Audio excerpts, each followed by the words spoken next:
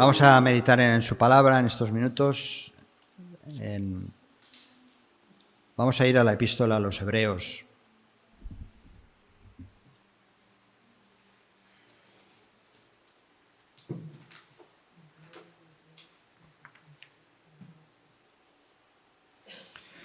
La epístola a los Hebreos.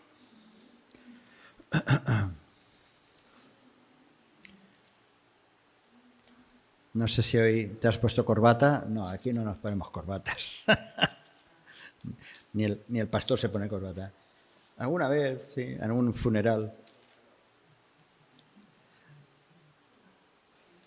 Imitadores de fe y de paciencia.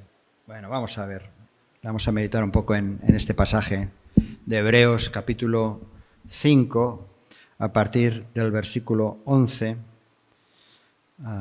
Y entraremos también en el capítulo 6 hasta el versículo 12.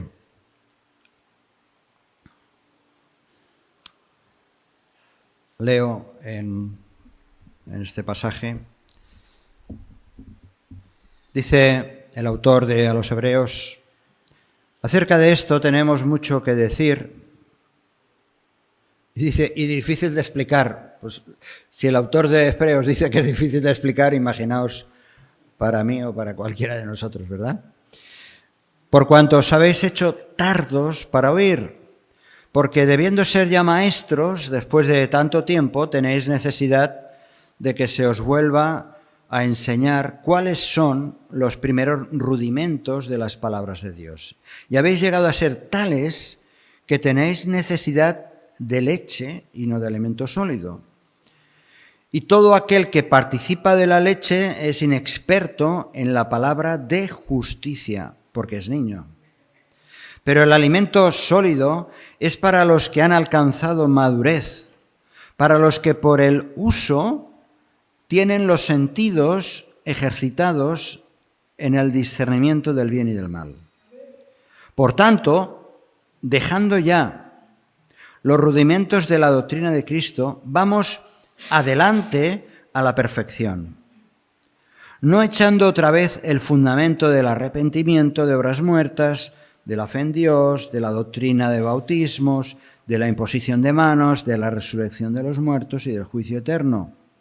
Y esto haremos, si Dios en verdad lo permite, porque es imposible que los que una vez fueron iluminados y gustaron el don celestial y fueron hechos partícipes del Espíritu Santo y asimismo gustaron de la buena palabra de Dios y los poderes del siglo venidero y recayeron, sean otra vez renovados para arrepentimiento, crucificando de nuevo para sí mismos al Hijo de Dios y exponiéndole a vituperio.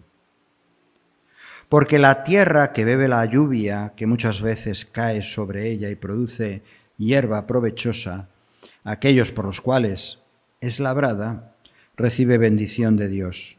Pero la que produce espinos y abrojos es reprobada, es echada, está próxima a ser maldecida y su fin es el ser quemada.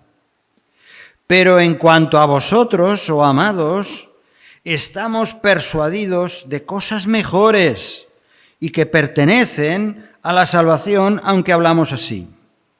Porque Dios no es injusto para olvidar vuestra obra y el trabajo de amor que habéis mostrado hacia su nombre, habiendo servido a los santos y sirviéndoles aún. Pero deseamos que cada uno de vosotros muestre la misma solicitud hasta el fin para plena certeza de la esperanza, a fin de que no os hagáis perezosos, sino imitadores de aquellos que por la fe y la paciencia heredan las promesas. Hasta aquí. Podríamos seguir leyendo porque es interesante todo el razonamiento que hace. Señor, ayúdanos ahora al abrir tu palabra, a meditar en ella y que aquello que tenga que ver con mi vida, Señor, que tú me hables claramente y responda a ti. Gracias, Señor, por ella, por tu palabra, gracias por el Espíritu Santo, que me ayuda también a entenderla y aplicarla a mi vida. En nombre de Jesús. Amén, Señor. Imitadores de fe y paciencia.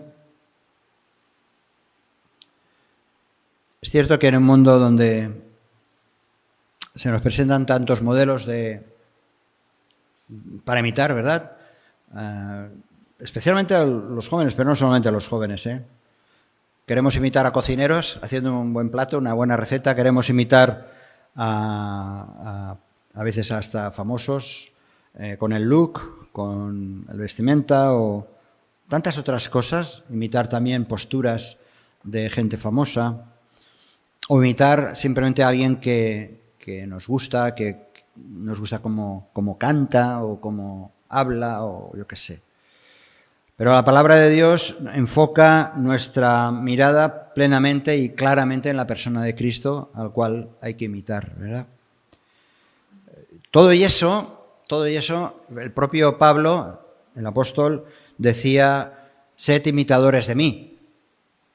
Y en otro pasaje dice, sed imitadores de mí y mirad también a los que se conducen según el ejemplo que tenéis en nosotros. Así que también Pablo se ponía como ejemplo para ser imitado por los creyentes. También en otro pasaje, el propio autor de los Hebreos habla de acordaos de vuestros pastores que os hablaron la palabra de Dios, considerad cuál haya sido el resultado de su conducta, dice, e imitad su fe. Eso para mí me da cierta tranquilidad. Por lo menos imitar un poquito mi fe, no imitadme en mí en muchas otras cosas, por supuesto. Desde luego que para imitar a otro uno necesita dos cosas. En primer lugar, tener la persona a la cual vamos a imitar o queremos imitar. Fijarse bien en esa persona. Eso lo hacen muy bien los imitadores profesionales, ¿verdad? Hay algunos que lo hacen genial, a mí me encantan esos imitadores que imitan en plan caricatura a muchos, tanto políticos como cantantes famosos. O sea, en primer lugar hay que tener la persona de la cual imitar, y en segundo lugar uno tiene que mirarse a sí mismo para saber, yo estoy capacitado para imitar, puedo seguir el ejemplo o la función. Bien, este pasaje que acabamos de leer acaba de una manera aclaratoria de esto que vamos a desarrollar. El último versículo que hemos leído dice, no os hagáis perezosos, sino imitadores de aquellos que por la fe y la paciencia heredarán las promesas. Así que yo no sé si queremos imitar a unos a otros, pero sí es una invitación a imitar a aquellos que por la fe y la paciencia heredan las promesas. Es decir, que cumplen requisitos que la palabra de Dios está poniendo delante. Hay varias características, hoy vamos un poquito más atrasados de tiempo, así que vamos a ir avanzando. ¿Cómo eran aquellos creyentes hebreos? Porque parece que tenían tantos defectos que por eso el autor de Hebreos, que no se sabe bien claramente quién era, el autor de Hebreos está presentando aquí algunos de estos defectos o problemas que tenían los hebreos que tenían que resolver para ser esos buenos imitadores. Ya sabemos que nadie es perfecto, ¿verdad? Nadie de los que estamos aquí somos ni seremos perfectos y que precisamente, aunque llevemos muchos años de ser creyentes, pues la pifiamos, fallamos, nos equivocamos y metemos la pata muchas veces. Pero hay varias características que este autor, el autor de los Hebreos, dice. En primer lugar, dice que eran un poco sordos. Algunos tenéis problemas de sordera, pero aquí habla de dice, sois tardos para oír. El capítulo 5, versículo 11, dice, acerca de eso tenemos mucho que decir, difícil de explicar, por cuanto os habéis hecho tardos de oír. La versión internacional, la nueva versión internacional, dice, los que os entra por un oído y sale por el otro. O sea, esa es la idea, ¿no? Aquellos que son tardos de oír es que sí, en realidad lo escucho, pero como si no lo escuchara.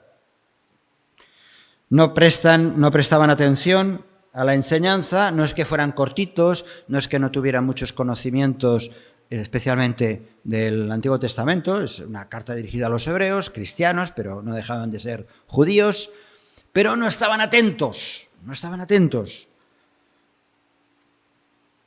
Y por lo tanto, si no estaban atentos, el resultado final era que no hacían caso.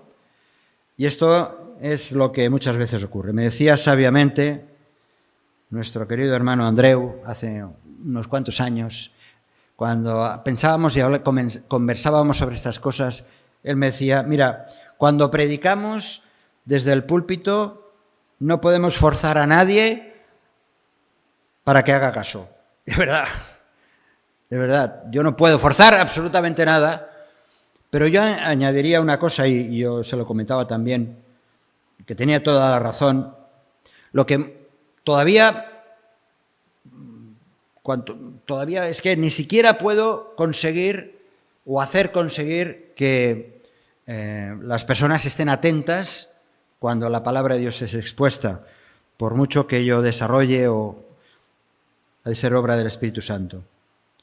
Hay hermanos que están muy atentos a la palabra de Dios.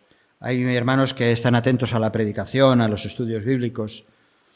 E incluso a mí me sorprende porque a veces pasa el tiempo y un hermano o una hermana me dice, y cuando dijiste aquello, y yo ya ni me acuerdo de lo que dije. Porque hay personas que están bien atentas, que estáis atentos ante la palabra de Dios. Bueno, dice, uno de los problemas que tenían estos hebreos es que estaban tardos para oír, pero también les dice que eran infantiles. Cuando debían ser maestros, dice, en la palabra de justicia, no precisamente maestros en el conocimiento, porque cuando es maestro en la palabra de justicia significa que lo que yo escucho lo aplico a mi vida, a mi estilo de vivir. Y dice, es que tendréis que ser maestros de esto. Y sois todavía como niños. Es decir, no estoy aplicando la palabra de Dios en mi vida. En lugar de aplicarlo y llevarlo a la práctica. Dice que el niño es inexperto, ¿verdad? Es inexperto en todas las cosas. Debe crecer, debe adquirir conocimientos y hacerlo de manera progresiva. No podemos esperar que un niño lo sepa todo, aunque cada vez los niños saben más, parece que saben más, no sé, por la informática o toda la tecnología, pero necesitan un crecimiento. Y hay creyentes que son infantiles, que tendrían ya que ser maestros de aplicar la palabra de Dios en su vida, pero hay otros que no, que son infantiles. Y esto lleva a otro aspecto, el hecho de ser infantiles, es que además declara aquí que son inmaduros. Hay creyentes inmaduros. La palabra griega, inmaduro, es teleios. Teleios significa perfecto, inmaduro, perfecto. Cuando la palabra de Dios encontramos aquí expresiones que hemos de ser perfectos, se refiere a madurez, a equilibrio, a seny, que llaman en catalán. La persona madura se distingue porque parece que tenga un sexto sentido, ¿verdad?, al distinguir un poco entre el bien y el mal, a distinguir aquello que conviene y lo que no conviene, aquello que está bien que hagas o no hagas. El maduro, el creyente maduro, por lo menos se esfuerza a entender bien la palabra y aplicarla en su propia vida. Y también otra de las características que denuncia el autor es que eran perezosos, lo hemos leído. Eran perezosos. ¿Perezosos para hacer qué? ¿Para desarrollar actividades en la vida de la iglesia? No era el tema este. ¿Perezosos para asumir responsabilidades? Tampoco. ¿Para salir a la calle y predicar el Evangelio eran perezosos? No. Dice Proverbios capítulo 13, versículo 4, que el alma del perezoso desea y nada alcanza, pero el alma de los diligentes será prosperada. Y es cierto que la pereza paraliza. Me gusta este dibujo de Felipe, no sé si conocéis. Felipe, un compañero de Mafalda, dice, la de gente que habrá haciendo cosas importantes mientras yo estoy aquí tirado. ¿Veis el doble sentido? Él está pensando en aquellos que están haciendo cosas importantes, pero yo estoy aquí. Ese es el perezoso. Es ese tipo de pereza que estás pensando en, uy, se podrían hacer esto, se podría hacer muchas cosas. Ay, qué bien, que a fulanito y menganita hacen esto y lo otro. Y mientras tanto, uno está sin actuar, sin pasar a la acción. Pero aquí está proponiendo y contraponiendo, mejor dicho, la pereza a dos valores, esa pereza que te impide seguir creciendo, lo contrapone a estos dos conceptos, la fe y la paciencia, que es lo que al final está diciendo. Y con esto ya preferiría que nos quedásemos en esta mañana. Imitadores de aquellos que la fe y la paciencia hacen que activen su vida. Es cierto que el pasaje, como dice al principio, es difícil de explicar, y yo no voy a ser quien sepa explicarlo al 100%, pero hay algo importante que dice en este pasaje que hemos leído. Es el riesgo de apartarse. Porque después de señalar el tipo de perfil de estos cristianos, el autor de Hebreos hace una de las advertencias más serias de la palabra de Dios, de las Escrituras. Es el riesgo y las consecuencias de apartarse de la fe, o lo que llama de otra palabra que nos suena un poco rara, que no la usamos en nuestras conversaciones habituales, que es apostasía. Apostasía. Pero el pasaje 6, que leemos desde el principio, empieza con una actitud positiva. Dice, dejando los rudimentos de la doctrina de Cristo, vamos adelante. O sea, dejando atrás, vamos a ver algunas de estas cosas. Los rudimentos, que es una palabra que tampoco usamos normalmente, ¿verdad? Los rudimentos son las primeras nociones, lo primero que yo sé del Evangelio. Pero también hace referencia al pasado. Son aquellos primeros pasos que dimos en conocer la palabra de Dios. Acuérdate, cuando tú por primera vez te acercaste a la palabra de Dios o alguien te habló del Evangelio y empezaste a dar los primeros pasos de seguir al Señor. Eso, los primeros rudimentos. Y estábamos abiertos a todo, éramos como esponjas, ¿verdad? Y estábamos aprendiendo cosas. El bebé que empieza a gatear, ¿verdad? Eso es como los primeros rudimentos. El estudiante que empieza a aprender las primeras lecciones. El profesional que empieza a aprender a hacer funcionar la electricidad o cualquier máquina o cualquier ordenador. Esos son los primeros pasos. Pero debemos de ir adelante, avanzar. Este es el mensaje. Avanzar siempre hacia la meta, hacia el teleios, hacia la madurez. Eso es lo que desea el Señor, lo que quiere de ti, que adelantes, que progreses, que crezcamos. La perfección, la madurez. Dice en Romanos capítulo 8, Pablo, aquí sí que es Pablo, dice que los designios de la carne, los deseos de nuestra naturaleza carnal, son enemistad contra Dios. Son enemistad contra Dios. Dice, pero eso, Pablo, pero dice algo muy fuerte. Porque no se sujetan a la ley de Dios. Quiero hacer lo que a mí me dé la gana, es lo que está diciendo. Nuestra vieja naturaleza quiere hacer lo que le dé la gana y no se sujeta a la voluntad de Dios, a la ley de Dios. Y dice además Y los que viven según esa voluntad, según esa naturaleza pecaminosa, no pueden agradar a Dios.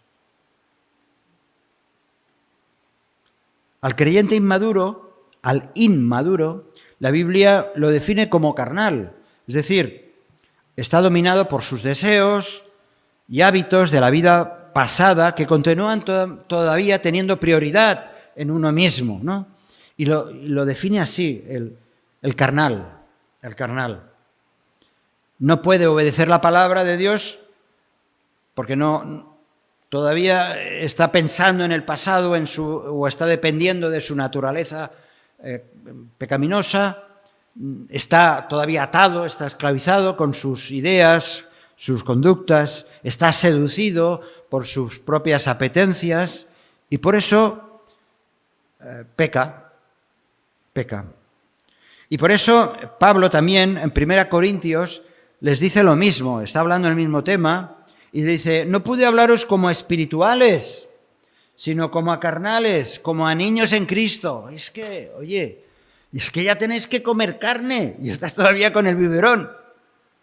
Os di a beber leche y no vianda, porque aún no erais capaces, ni sois capaces todavía, zasca, les pega un zasca aquí Pablo a los corintios, no, ni sois capaces todavía, porque aún sois carnales, pues habiendo entre vosotros celos, contiendas, disensiones, no sois carnales y andáis como los hombres. El niño en Cristo, una cosa es que tú eres un niño en Cristo porque hace poco que has nacido de nuevo, y otra cosa es que va pasando el tiempo y continúas balbuceando, ¿verdad? Palabras, balbuceando tu vida, cuando deberías crecer espiritualmente. Y el niño espiritual es inmaduro en su manera de pensar, también dice Pablo en otro pasaje, en 1 Corintios 14, 20. Así que el niño espiritual no puede entender, entre otras cosas, no puede discernir la doctrina que enseña o las enseñanzas de la Biblia, de la palabra de Dios. Es inestable en sus creencias. Cuando viene una idea nueva, cuando leo algo en Facebook o en las redes sociales, ¡ay, qué interesante es eso! Y ¡ay, lo que dice aquí! Y sí, está usando la palabra de Dios. Y va, bum, bum, bum, va arriba y abajo. Va dando vueltas. Y no distingue los errores. Dice Efesios capítulo 4, versículo 14, que dice, llevados por doquiera de todo viento de doctrina. Y eso pasa ahora. No pasaba solamente en tiempos de los cristianos de Éfeso. Nos pasa ahora también a nosotros. Muchas veces la Iglesia, lo digo con cariño y con respeto, y digo la Iglesia en general, para que no hayan susceptibilidades, muchas veces la Iglesia es una guardería, por no decir un parvulario. Se convierte en una guardería con muchos niños espirituales que no quieren crecer, que ya están bien así. Déjame jugar, que ya estoy bien así.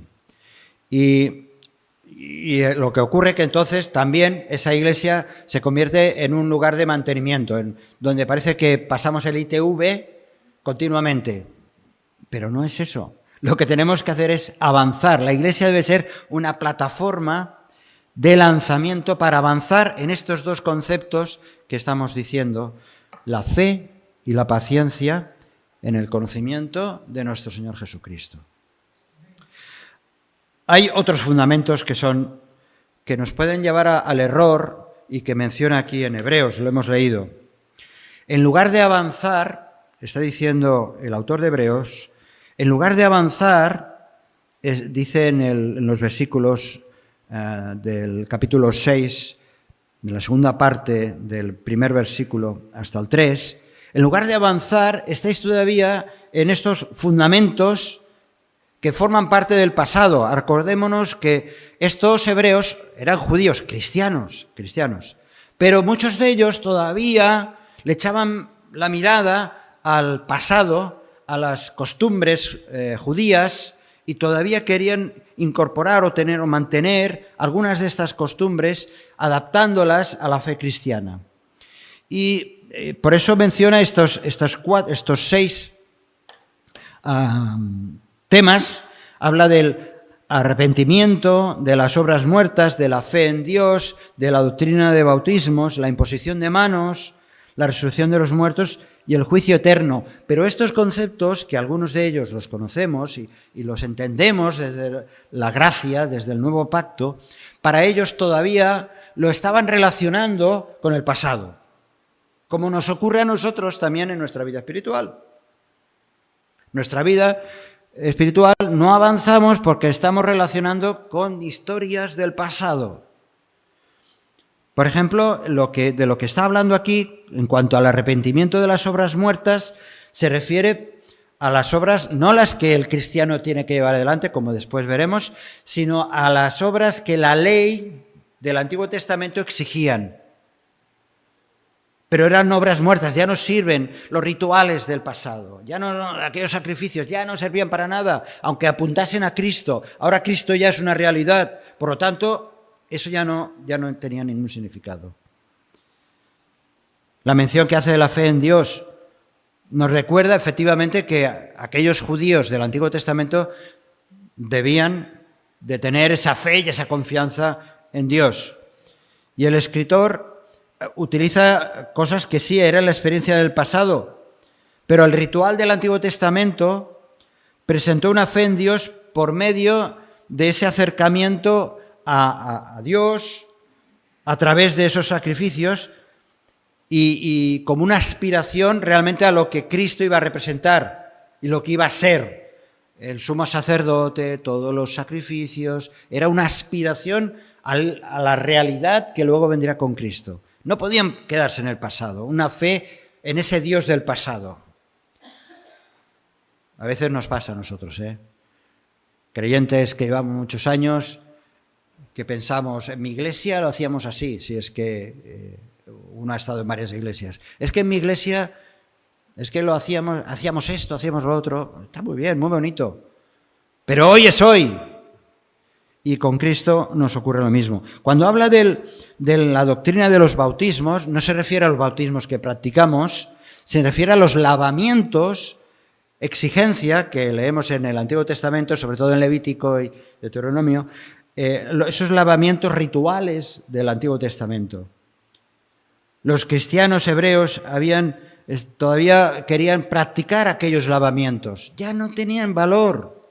Solamente hay un bautismo que tiene valor, en su simbología, el bautismo en Cristo Jesús.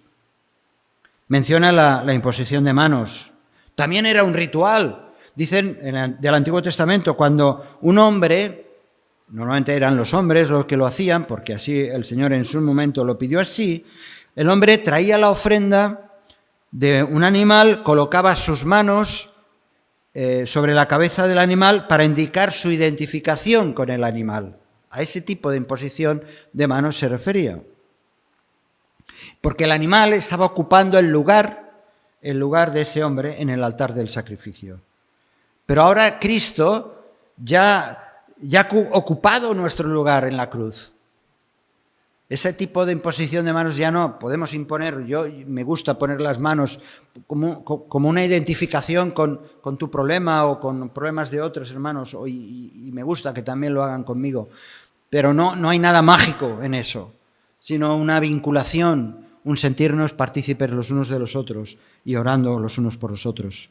Habla de la resurrección de los muertos, que también era enseñado en el Antiguo Testamento, aunque ya sabéis que los saduceos no creían en la resurrección de los muertos.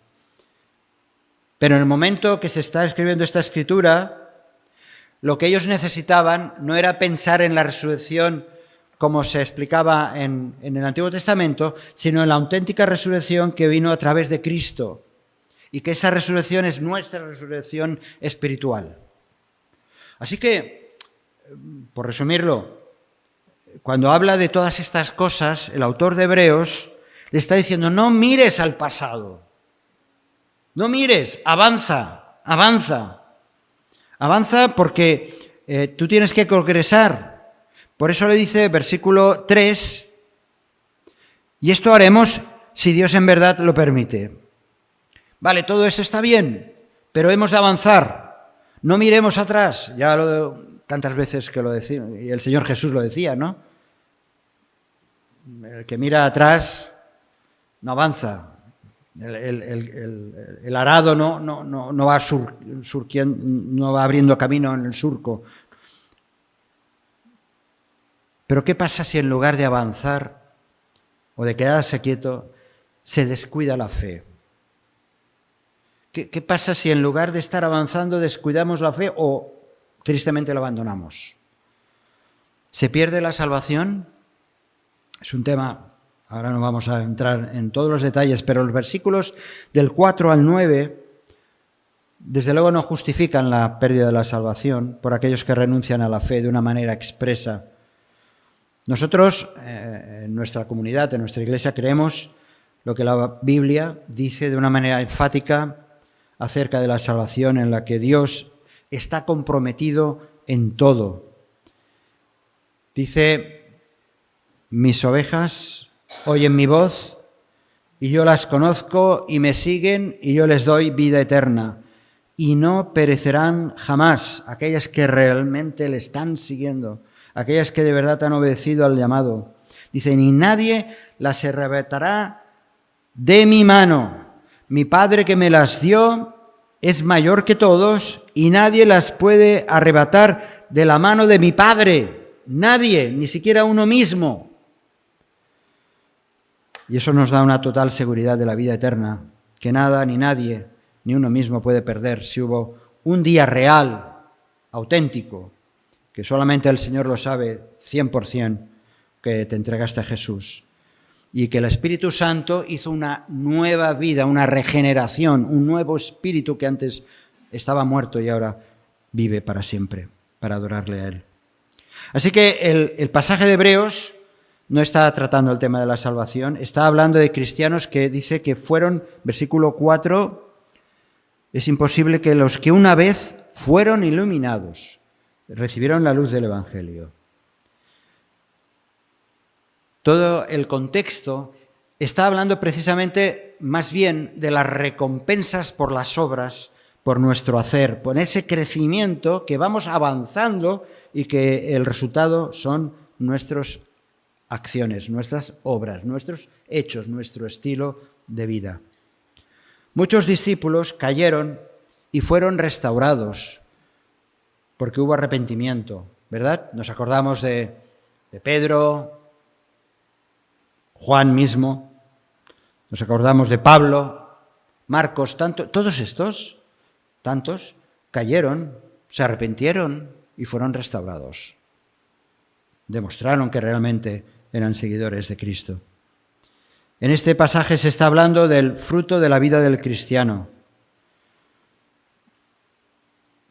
que tiene que realmente dejar de ser un niño espiritual para ser adulto, para tener y avanzar hacia la madurez.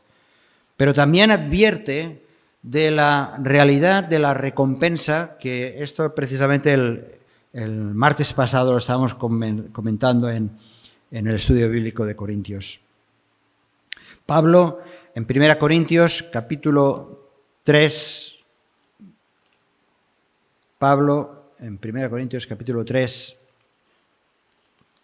versículos 12 y 13, leo simplemente.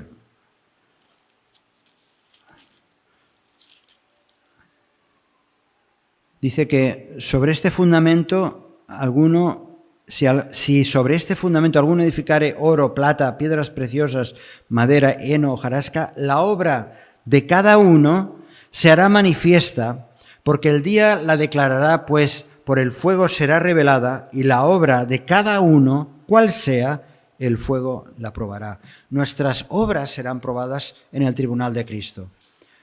Vamos a ser no juzgados para si vamos a ser salvos o no, si ya eres un hijo o una hija de Dios, pero ya vas a estar en la presencia del Señor para siempre, pero nuestras obras sí que van a ser juzgadas por el Señor, por el tribunal de Cristo. Todo aquello que hagamos o dejemos de hacer por Cristo será juzgado en ese tribunal. Y no somos conscientes de eso, ¿verdad? El Señor no evaluará mi asistencia a los cultos, no evaluará mis ofrendas, no evaluará si he hecho muchas cosas para la Iglesia. No, es mi vida, mi conducta, mi humildad, mi generosidad, mi entrega. Cristo va a poner en evidencia mi vida, si he sido o he avanzado precisamente en esa fe y en esa paciencia. Dice en el versículo 12, y vamos ya acabando, para heredar sus promesas. Para heredar sus promesas. Por eso los versículos 7 y 8 está hablando de la tierra, está hablando del fruto, que la lluvia cae, produce hierba, es provechosa y recibe la bendición de Dios. Pero aquello que crece entre espinos y abrojos es reprobada, es echada fuera. Jesús lo decía cuando hablaba de la vid y los pámpanos.